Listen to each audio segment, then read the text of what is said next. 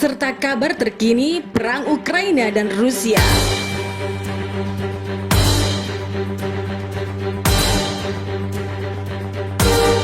Perang meletus antara Ukraina dan Rusia yang terjadi sejak beberapa minggu lalu. Presiden Rusia Vladimir Putin mengumumkan serangan militer ke berbagai wilayah di Ukraina.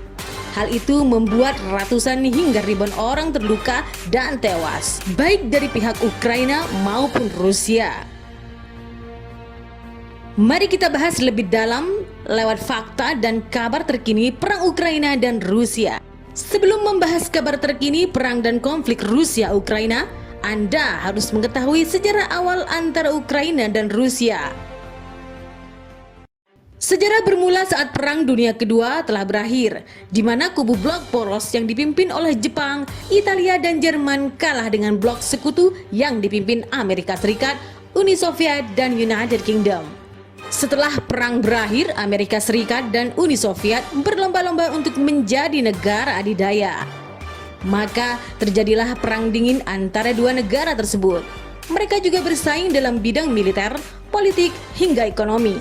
Alhasil Eropa terbagi menjadi dua kubu, yaitu blok barat yang dipimpin Amerika Serikat serta membentuk aliansi internasional bernama NATO, dan blok timur yang dipimpin Uni Soviet serta membentuk aliansi bernama Pakta Warsawa. Namun sekitar tahun 1991, Uni Soviet mengalami krisis ekonomi dan terpecah menjadi 15 negara bagian.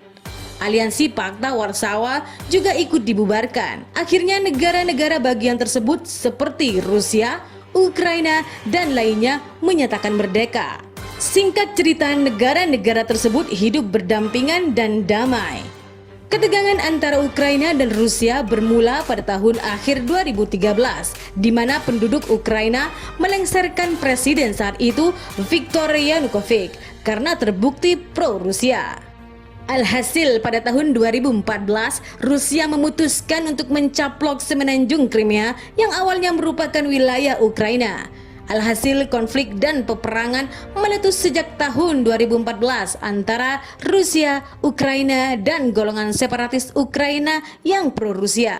Dampaknya ada sekitar 14.000 penduduk sipil dan tentara yang tewas, serta banyak sekali bangunan yang hancur. Akhirnya pihak Rusia dan Ukraina berhasil mengambil jalan tengah dan menandatangani perjanjian damai Minsk. Alhasil perang antar dua negara tersebut berhenti pada tahun akhir 2014. Meskipun telah ada perjanjian damai Minsk, tapi keadaan mulai tidak terkendali pada awal 2021. Saat itu Presiden Ukraina mendesak Presiden Amerika Serikat Joe Biden agar Ukraina dapat bergabung dengan NATO. Aksi tersebut membuat Presiden Rusia Vladimir Putin geram dan mengirim sekitar 100.000 tentara Rusia di dekat perbatasan Ukraina untuk bersiaga tanpa ada gerakan militer atau penyerangan. Putin mengatakan bahwa penempatan tentara Rusia di perbatasan tersebut adalah antisipasi agar NATO tidak berekspansi ke blok timur.